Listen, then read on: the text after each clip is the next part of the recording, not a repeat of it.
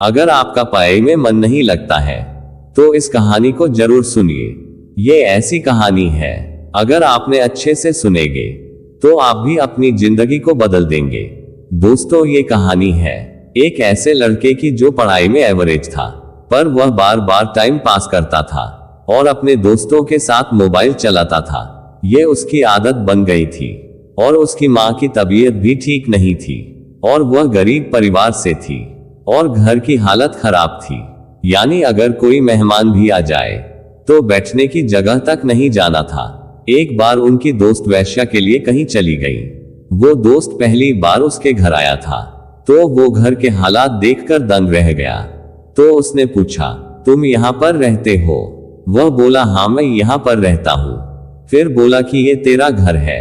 उसने बोला कि हाँ यह मेरा ही घर है। दोस्त बोला, मतलब तू ऐसी स्थिति में रहता है? उसने बोला कि हाँ, मैं ऐसे ही अनुमान में रहता हूँ। क्यों, क्या हुआ? फिर कुछ देर तक उसका दोस्त चुप बैठा रहा। फिर उसने फोन किया लड़के के पास और बोला, मेरे दोस्त, तुम्हारे घर की हालत बहुत खराब हो गई है और तुम्हारी माँ घर पर बीमार पड़ी हुई है। पापा दिन रात काम करके छोटे सा पैसे की कंपनी में रहते हैं और वह घर खर्च की बातें करते हैं और तू दिन भर मोबाइल पर फिल्में रहती हैं और अपने दोस्तों के साथ मचेंट टाइम पास रहता है और आपके दोस्तों के साथ कोई फिक्र नहीं है और आपके घर की बात सबसे अच्छी हो गई है। तो एक बात बता, किसको धोखा दे रहा है?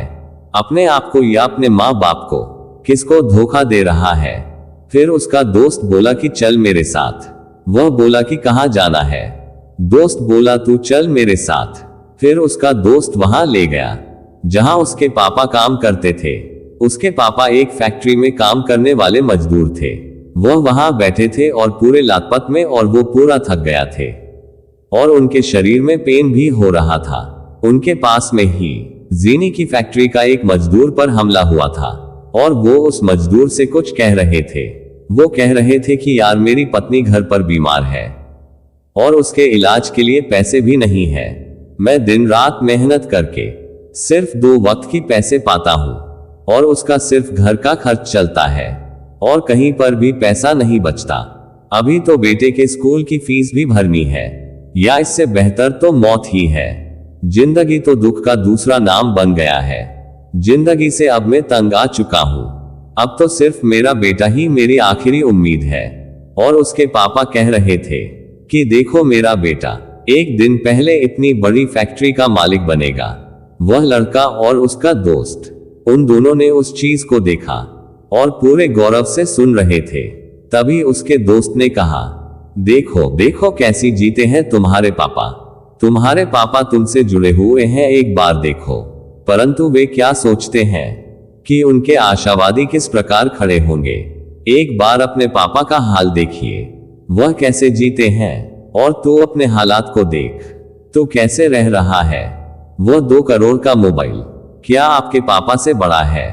वो 2 लड़कियां की लड़कियां जो तेरे जीवन में कुछ समय के लिए आती हैं और फिर चली जाती हैं, क्या ये तेरे पापा से भड़के हुए हैं?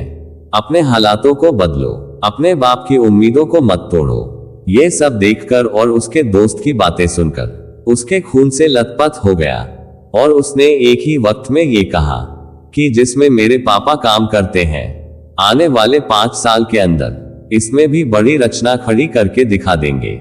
और उनके अंदर से चिक बताई गई थी कि मैं एक बहुत बड़ी कंपनी का मालिक बना हूं, लेकिन नौकर नहीं बना हूं। फिर उसने अपने मकसद को हासिल करने के लिए दिन में 10-10 घंटे तक पढ़ाई की और उसके दिमाग में सिर्फ एक ही मकसद था कि मुझे एक बहुत बड़ी कंपनी का मालिक बनाना है। और उसके लिए मुझे क्या करना होगा? उसके लिए मुझे पढ़ना होगा। किसी माय का लाल ऐसा नहीं है जो मुझे रोक सकता है। और आखिरकार सिर्फ 1 महीने में पढ़कर पूरे राज्य में टॉप कर दिखाया। सब लोग हैरान हो गए कि ये कैसे हो गया। सबकी आंखें फटी की फटी रह गईं। सब लोग दंग रह गए, क्या ये पॉसिबल कैसे हो सकता है? फिर उनका साक्षात्कार हुआ और पूछा गया, क्या ये सब कैसे हासिल हुआ? तब उसने कहा कि मुझे जिंदगी में कुछ नहीं चाहिए, मुझे तो सिर्फ अपने पापा का सपना पूरा करना है। मेरे पापा का सपना है जिसमें वह काम करते हैं मैं उनकी भी बड़ी फैक्ट्री का मालिक दिखता हूँ। मैंने इसी सपने को लेकर इतना पढ़ा और अपने पूरे राज्य में टॉप कर पाया। दोस्तों, ऐसा हो सकता है कि आप इस कहानी की शुरुआत इसे अपने से शुरू कर पाओ।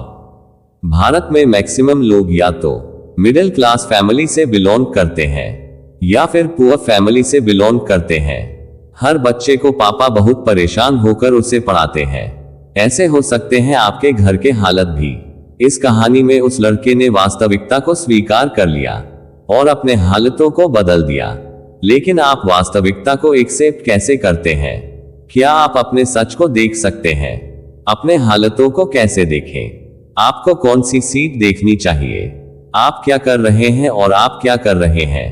वह लड़का तो बहुत बड़ी कंपनी का मालिक भी बन गया, लेकिन क्या मकसद है कि आप भी अपने पापा के सपने को पूरा कर पाओ?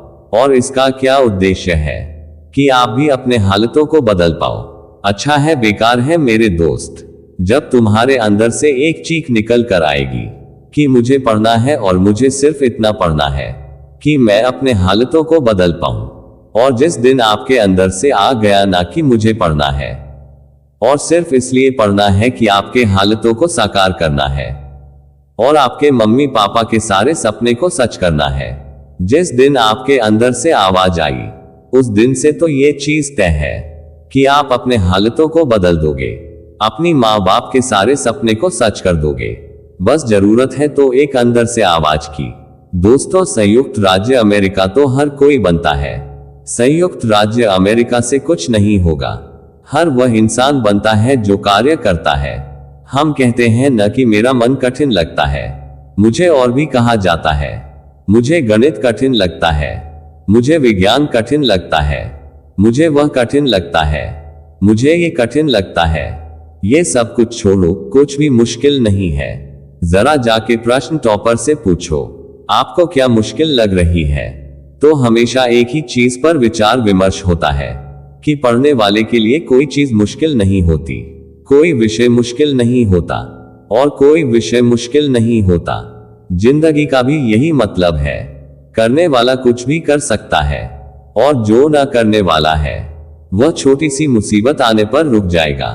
ताइवान में बनाए गए रिकॉर्ड को तोड़ा नहीं जा सकता और दिन भर आलस आएंगे और उसके अंदर की आवाज चिल्लाती है, कभी बाहर नहीं निकलता। अगर आप अभी भी सोए हो तो जग जाए और अपने मम्मी पापा के सपने पूरे करने पर, अपना करियर बनाने पर ध्यान दीजिए। क्योंकि अगर आपको अपने माँ बाप के साथ कुछ नहीं मिला तो बाद में आप सोने का महल भी बना लोगे ना, तो भी आपको नींद नहीं आएगी। अपने जीवन में कुछ बेहतर कर सके ताकि आपके माता पिता की उम्र बढ़ने के बाद भी उन्हें सुख मिल सके। अगर कहानी अच्छी लगी तो इसे सभी के साथ शेयर कर दीजिएगा और अगर अभी तक लाइक नहीं की है तो जरूर करना और कमेंट करके आप जरूर बताइएगा ये पोस्ट आपको कैसा लगा और चैनल को सब्सक्राइब करना न भूलिएगा। धन्यवाद।